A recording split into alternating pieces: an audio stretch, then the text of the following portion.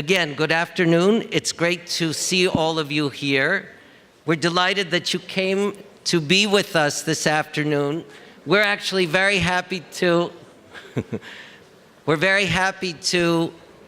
meet one another because all of us knew some of the rest of us, but all of us didn't know all of us, and now we do.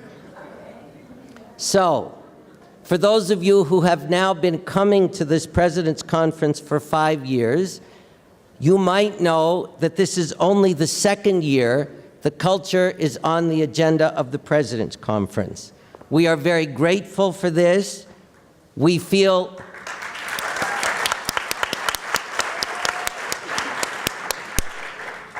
that it's a very meaningful message about the place of culture on the global landscape, and for us, particularly from Israel, which is a pretty complicated landscape, this is a great thing. And for this reason, more than any other, it's a privilege to be here.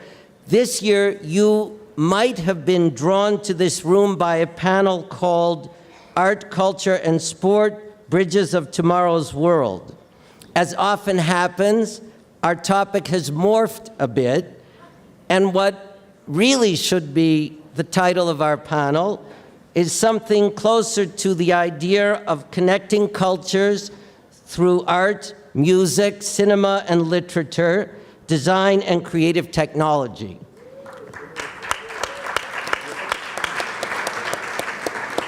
You'll understand that morphing when I now identify our panelists: Ron Arad, who is a designer, an artist, and an architect;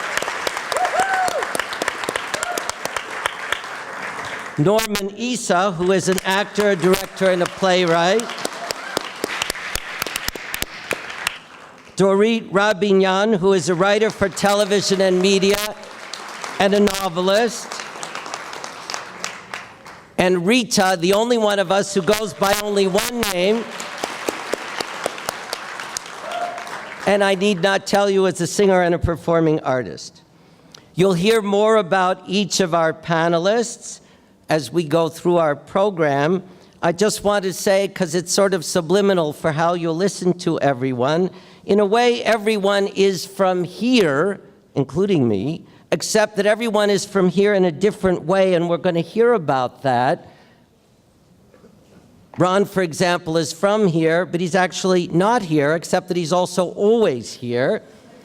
Two of us are of Persian heritage. So just keep those little messages in mind as we continue. And just to begin with some words, I want to frame our conversation, of course, in relation to the Israel Museum. Because as you all know, our museum is about connecting cultures across time and across geography. And the mantra of the museum, since we completed its reinvention almost 3 years ago, is actually about presenting in our galleries a narrative that includes archaeology, Jewish world culture, and the fine arts, always contextualizing those categories within the broad frame of world culture. But what I want to talk about at the moment is a kind of snapshot of what you would see if you came to the museum today to see the temporary exhibitions that are on view, because interestingly enough, subliminally, they are all about exactly this. I'm sure that all of you have seen Herod the Great, the King's Final Journey.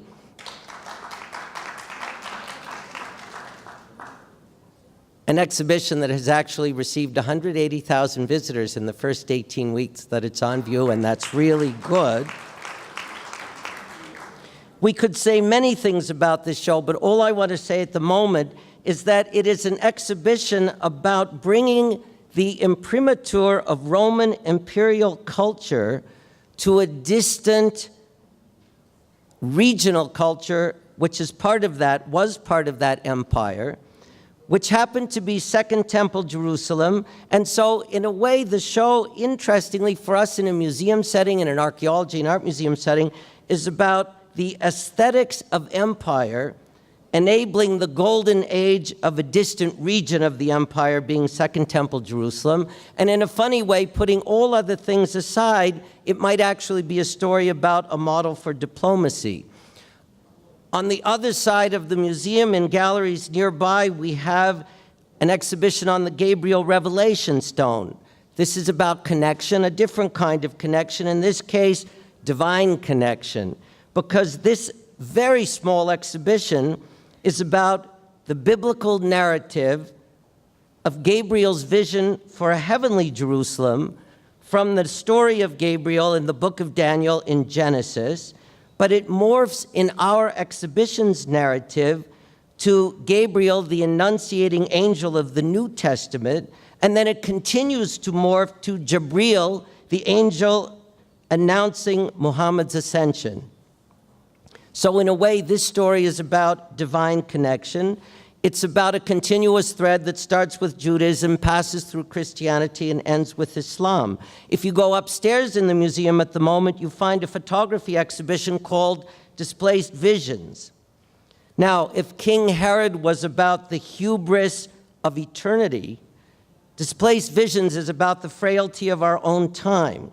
It's about the first half of the 20th century in the sensitive middle of Europe, where an avant-garde aesthetic was forging the form of modern photography, except that the geopolitics of that time actually created a diaspora of that aesthetic, which took modern photography worldwide, and in the second half of the 20th century actually created the aesthetic of modern photography as we now know it. And finally, an exhibition on the work of Yehudit Sasportas, a truly fine contemporary artist working in Israel, also working in Middle Europe, in Berlin, in Germany, whose narrative is actually a very personal one relating to the focus of one artistic temperament, except that her craft is based on steeping herself in the Japanese technique of pen and ink drawing, and creating from that, through video animation, a personal narrative of loss, which begins in Israel, but which she sets in a European landscape, and which then stimulates an emotional response from visitors that can come from anywhere in the world. In a funny way, that show is about beauty, and in a way about the poignancy of beauty, and in a way, this is actually what the Israel Museum is all about. So I want you to come see all of that, but for the moment, let's put aside this particular narrative, which is about the specific aesthetic character of individual experiences that can promote universal responses. And for the moment, I want to talk about a moment that occurred not so long ago in our museum setting, which is actually about transcending the geopolitics that surround us. This headlining moment, of course, was when President Obama visited the Israel Museum in March. It is rare anywhere for a state visit to include a visit to a cultural site. I was at the Museum of Modern Art in New York for 22 years. Presidents passed the museum all the time on their way to the Hilton Hotel for fundraisers. They never stopped at the Museum of Modern Art. When President Obama came to the Israel Museum, he admitted that since becoming president, he hadn't been to the Museum of Modern Art, nor had he yet ever been to the National Gallery of Art in Washington, D.C.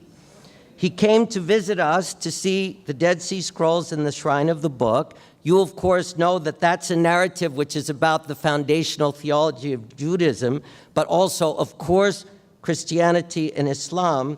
And I want to show you a few still images.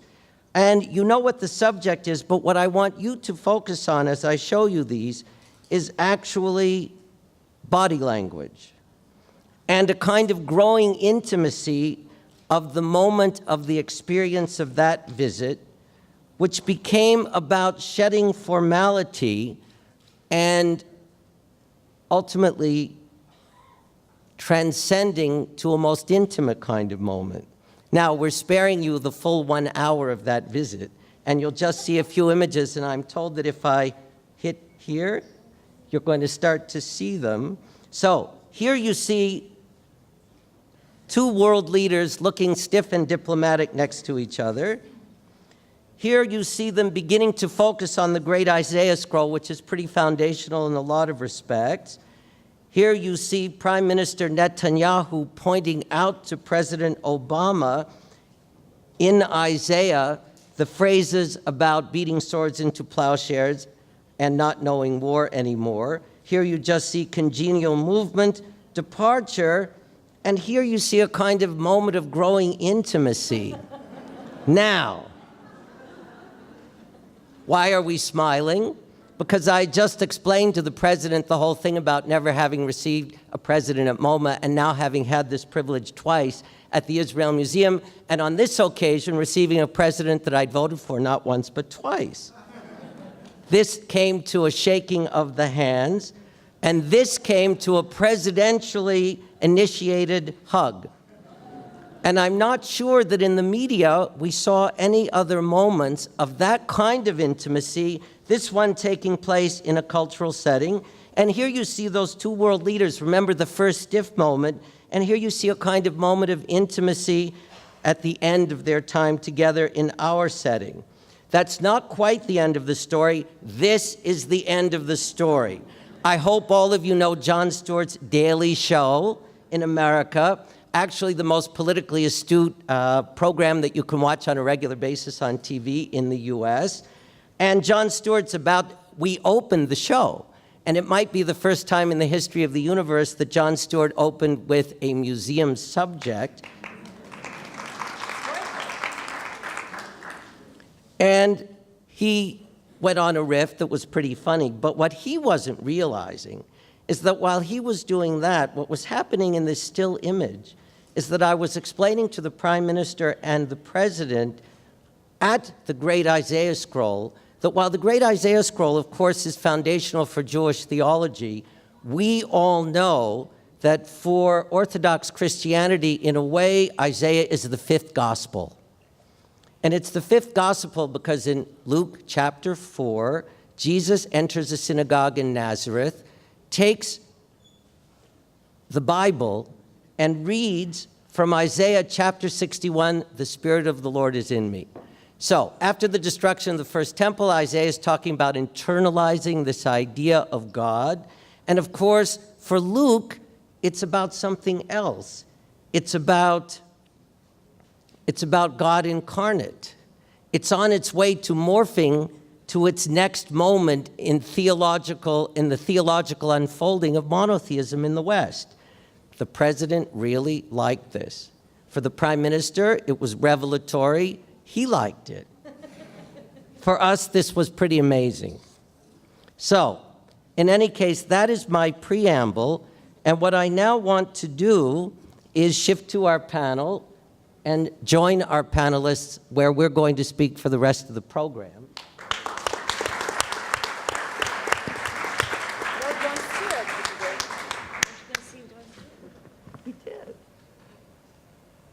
Now, you see, sitting next to me, you know, our daughter once said to me when she realized what I do as a grown-up, she said, "Now I understand, you're not creative, you're management." I hope I'm not management, but for the moment, because I'm the moderator, I'm management, they're creative. And these are creative personalities. They all come from different mediums and fields. They are, as I said before, all from here, but each of them is from a different here. And the question is, do they appreciate their particular individual here-ness in relation to the notion of connecting cultures?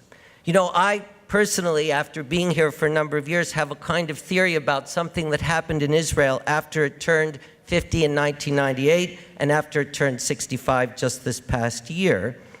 And when I look at our panelists, it's interesting to think that 3 of the 4 of them, well, all of them have unique histories. 3 of the 4 of them have histories that don't go back very long in the timeline of history here, 1, 2, 3 generations at most. And what I hope we'll hear from each of them in turn is their sense of how their personal histories allowed them to focus in a certain medium of creative content in a way that kept them unique and eccentric as their histories are, and enabled them to avoid the pitfall of homogeneity, which really has kind of overtaken creative output for most of the rest of the world.